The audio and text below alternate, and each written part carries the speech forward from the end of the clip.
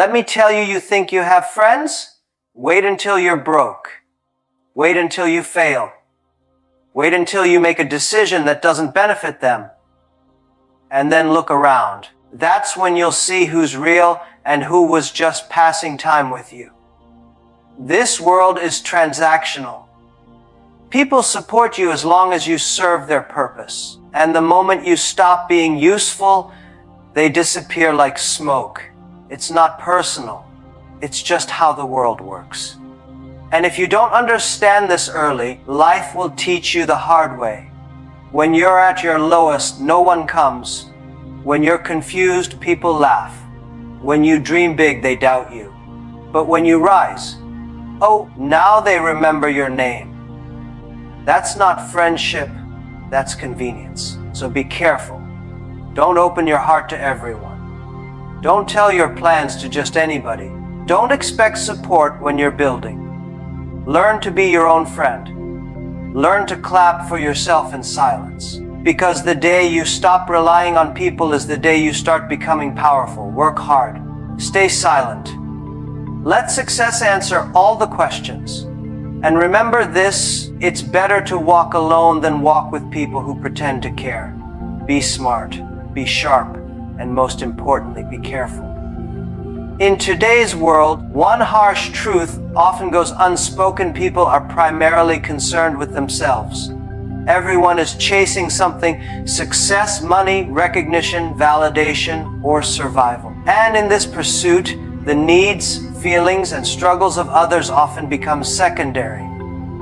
No matter how close someone seems to be, you'll eventually realize that when life gets complicated, most people will choose themselves first. That's not betrayal. It's human nature. We grow up with the idea that friendships are forever, that people will stand by us in our highs and lows. But as we age, as life begins to test us, the truth slowly unfolds. The phone rings less when you're going through something. People check in when it's convenient, not when you truly need them. When you're winning, they want to be close. But when you stumble, they become distant. It's not that everyone is bad. It's that everyone is busy managing their own chaos. Understanding that the world is self-centered doesn't mean you should become bitter. It means you should become wise. You stop expecting people to carry your weight, and instead, you build the strength to carry it yourself. You learn that no one is coming to save you, so you stop waiting. You stop hoping that someone else will push you, fix you, or believe in you. You begin to rely on the one person who has never left your side: yourself. Learning to stand alone is not a weakness. It's one of the most powerful things you can ever do for yourself. It means you're not emotionally dependent. It means your happiness isn't in someone else's hands. It means your growth isn't tied to someone else's approval. When you learn to stand alone, you stop begging for support. You stop explaining your dreams to people who only want to understand you to compete with you. You become your own motivator, your own coach, your own safety net. In a self-centered world, the ability to be independent becomes your greatest shield. People can't manipulate you when you don't need them. They can't guilt you, silence you, or control you when you have no emotional leash tied to their presence. Standing alone gives you the freedom to think clearly, to move in silence, to execute without permission. This world respects results, not potential. It celebrates outcomes, not effort. If you're expecting empathy to fuel your journey, you're going to be disappointed. Most people will not understand your path. They don't need to. Because in the end, the world only claps when you've already won. Not when you're struggling. Not when you're doubting. Not when you're trying. That's why you must learn to move forward whether anyone believes in you or not. Whether anyone understands you or not. Don't wait for someone to validate your worth. Don't depend on someone to walk your journey for you. If you fall, get up, If you get rejected, keep moving. No one else is responsible for your destiny. That burden belongs to you and you alone. You have to be willing to walk paths that make sense only to you. You have to be okay with being misunderstood. You have to be at peace with silence, isolation, and solitude, because that's where strength is forged. The sooner you stop expecting others to fulfill your emotional needs, the more power you take back. The moment you accept that most people are temporary, you begin to live without fear of loss. The minute you stop depending on others for direction, you start developing your own vision. That is how leaders are born. That is how success is built, not with company, but with character.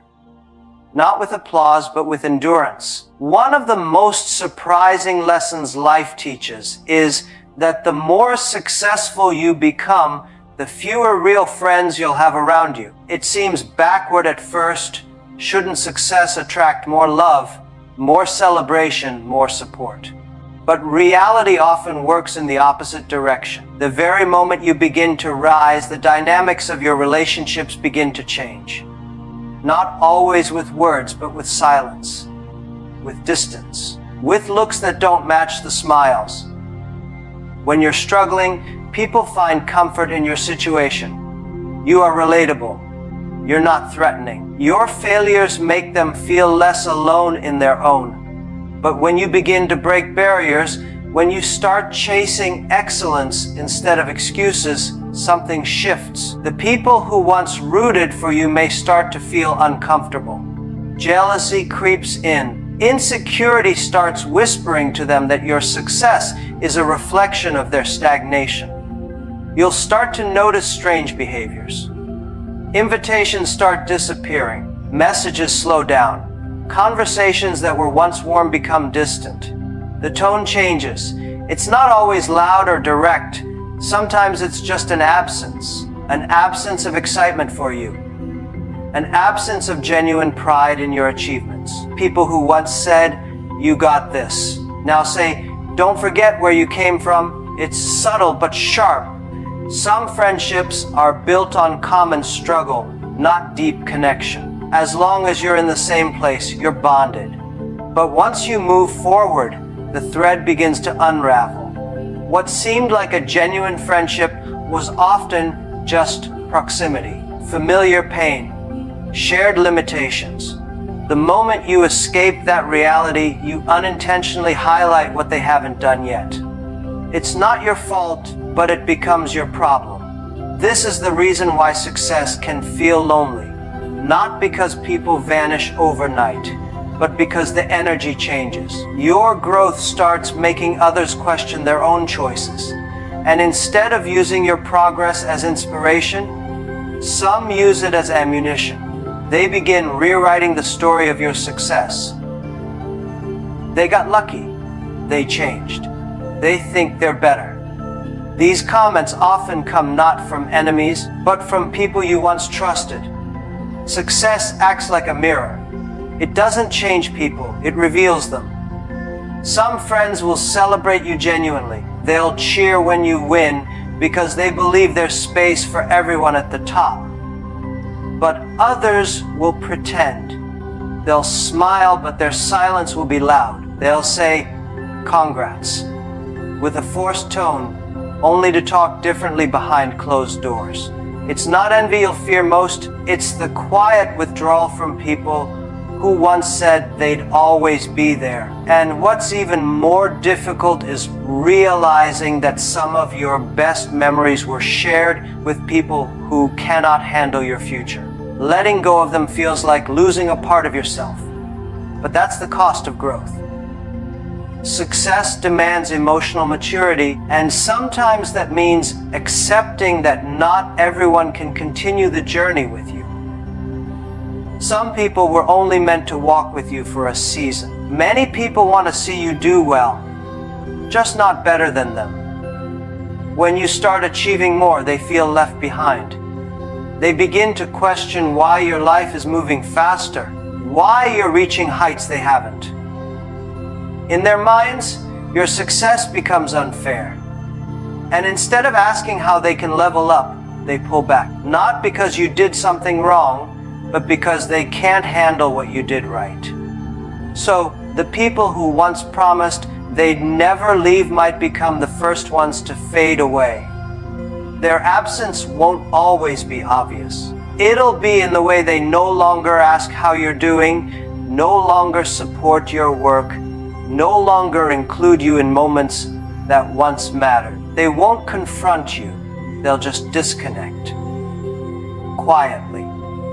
Gradually, until you realize you've outgrown them and they've outgrown your success. One of the most misunderstood aspects of life is the belief that people will support you the most when you are struggling. While it would be ideal if help came during your weakest moments, reality paints a much colder picture.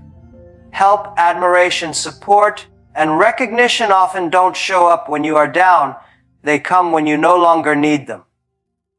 People respect strength, not struggle. They gather around success, not suffering. When you're at rock bottom, your cries for help often go unheard. Not because people are cruel, but because struggle makes others uncomfortable. Most people don't know how to deal with brokenness. They don't know what to say, how to act, or how to support without being inconvenienced. Your pain becomes invisible, not because it lacks meaning, but because it lacks value in a society that only rewards visible wins. Weakness is met with silence, not because you're not worth saving, but because most people are waiting to see if you'll save yourself first. They want to see what you do when no one shows up. They want to see if you have the heart to keep moving even when your back is against the wall. Only when you start to rise, only when the light begins to flicker in your eyes again, do they reappear. Not to rescue you, but to attach themselves to your comeback. This is the irony of the world we live in. People love a comeback story, but only when the worst parts are already behind you. They want to be part of the celebration, not the chaos. They want to take pictures at your peak, not sit in silence at your lowest. You'll find that when you're begging for opportunities, they ignore you.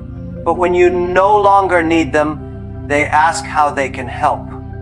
When you're hungry, the doors remain closed. But when you start building your own table, they want a seat at it. There's something about strength that draws people in. It radiates confidence.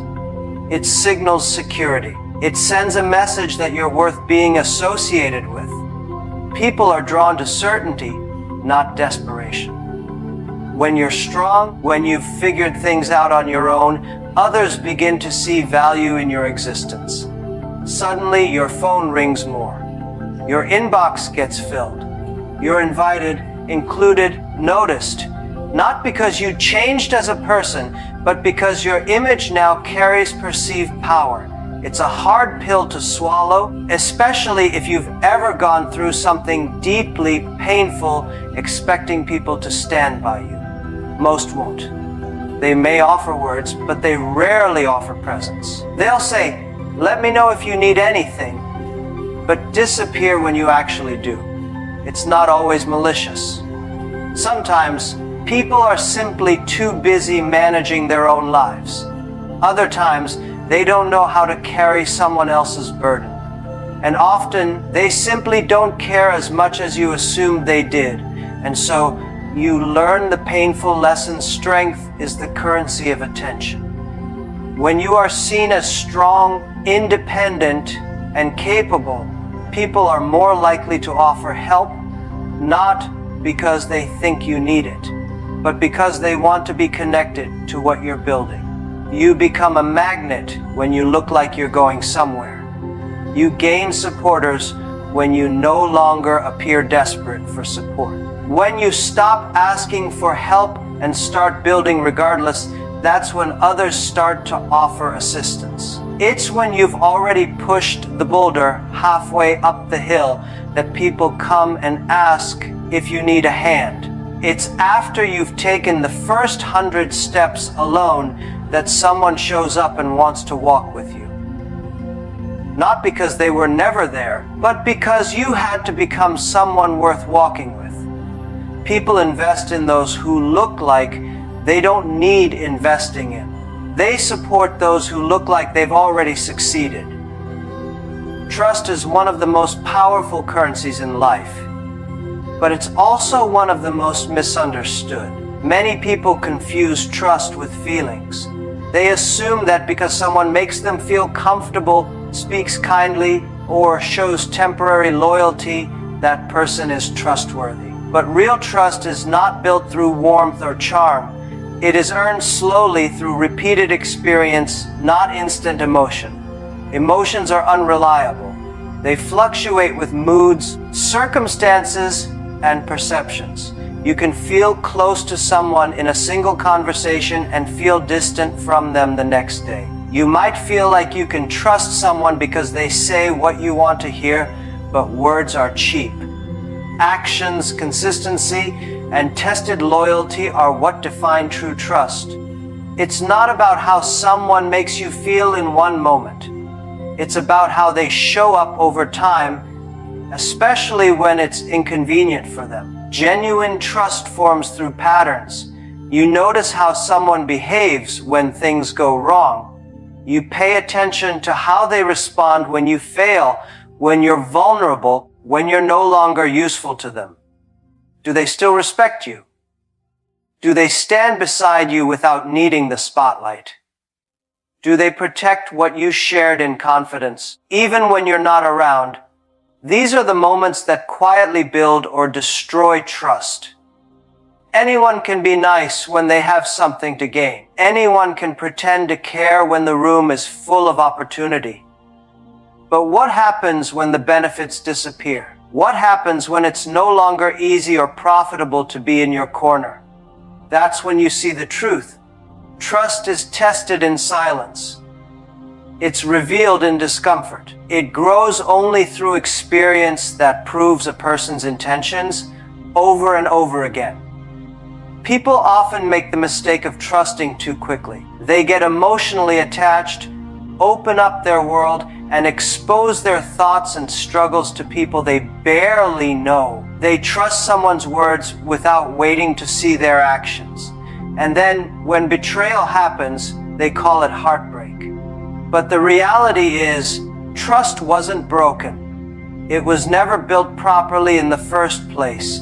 You don't owe anyone instant access to your mind, your emotions, your business, or your dreams. Guard them until time proves that someone can handle the weight of them. Trust is like glass. Once shattered, even if it's repaired, the cracks remain. That's why it must be constructed carefully, deliberately, and through lived experience, not felt emotion. True trust is not about perfection. It's not about expecting someone to never make mistakes. It's about how they respond after the mistake is made. Do they take responsibility? Do they communicate honestly? Do they show growth? You don't need people to always get it right. You need people who won't run when it gets hard. That's the kind of character that builds lasting trust. The world is filled with temporary connections. People who are around only when things are light, easy, and beneficial. But those who are truly trustworthy, they are rare. They don't ask for your trust, they earn it. And they don't flaunt loyalty, they prove it quietly. When someone keeps your secrets without you reminding them, when they show up without you asking, when they hold the line even when no one's watching, that's not emotional attachment, that's built trust. And it's important to remember that trust isn't just about other people, it's also about how you carry yourself. If you want trust, you must first become trustworthy. Be the person who says less and delivers more. Be the person who listens instead of spreads. Be the person others feel safe around, not because you say the right things, but because your actions have always backed up your words. There's a common fear built into human nature, the fear of being alone. Most people spend their lives trying to avoid isolation believing that being alone means being forgotten, being unloved, or being unimportant. But solitude is not weakness.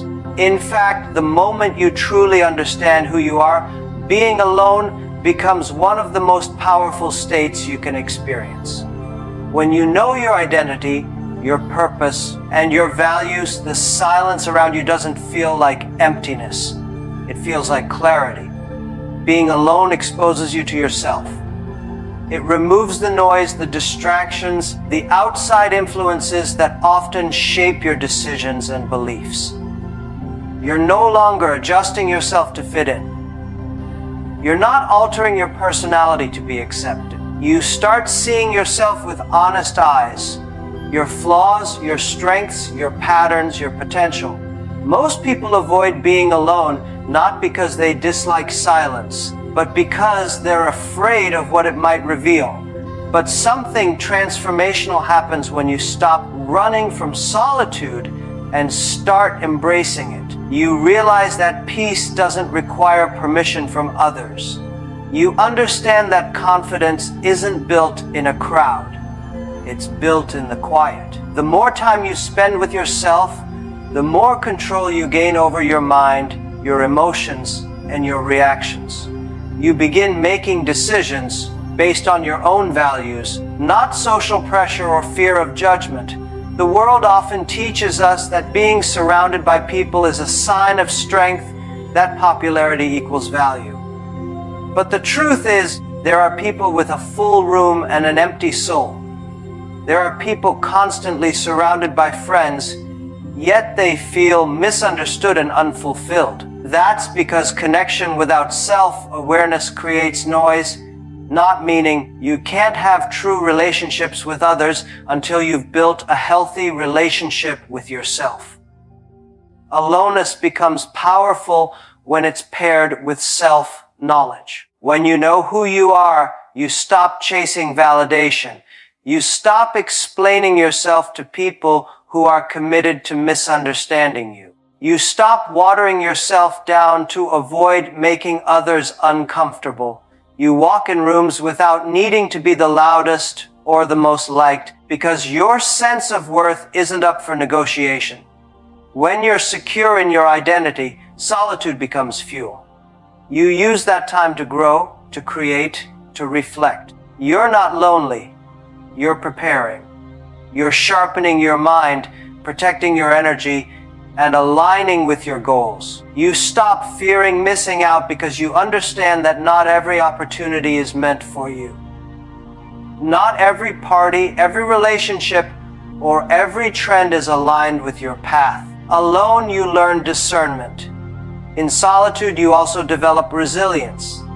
You face your thoughts without running. You confront your weaknesses without excuses. You learn how to comfort yourself, how to motivate yourself, how to discipline yourself. That kind of strength can't be faked. It doesn't come from group support. It comes from inner work.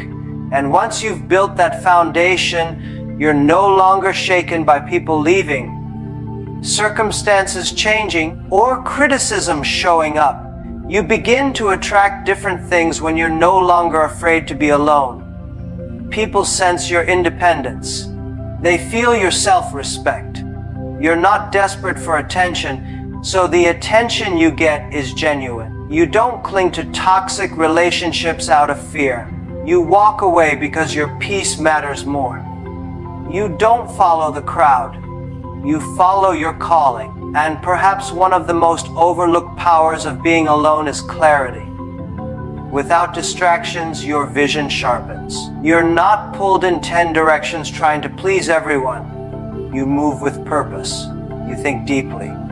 You create better. You plan smarter. Aloneness gives you the space to align with who you're becoming instead of who others expect you to be. In a world driven by self-interest, expecting unwavering loyalty or friendship from others can lead to deep disappointment. The harsh reality is that most people are with you for as long as it's convenient, beneficial, or emotionally rewarding for them. When life is hard, your circle shrinks. When you rise, jealousy replaces support. That's why it's critical to learn how to walk alone, think independently, and protect your inner world. True strength comes from understanding that not everyone who claps for you wants to see you win. Some are simply waiting for a reason to walk away or benefit from your fall. Trust is not built through smiles or shared laughter. It's built through time, experience, and consistency. And help rarely comes when you are broken. It comes when you've already proven your strength. This doesn't mean becoming cold or cynical. It means becoming smart. Be cautious with your energy. Protect your vision. Don't overshare your plans or trust too quickly. Build yourself so strong that you no longer need to depend on anyone's loyalty but your own. Because in the end, the only person who will always walk with you is the one staring back in the mirror. Be careful, be aware, be wise.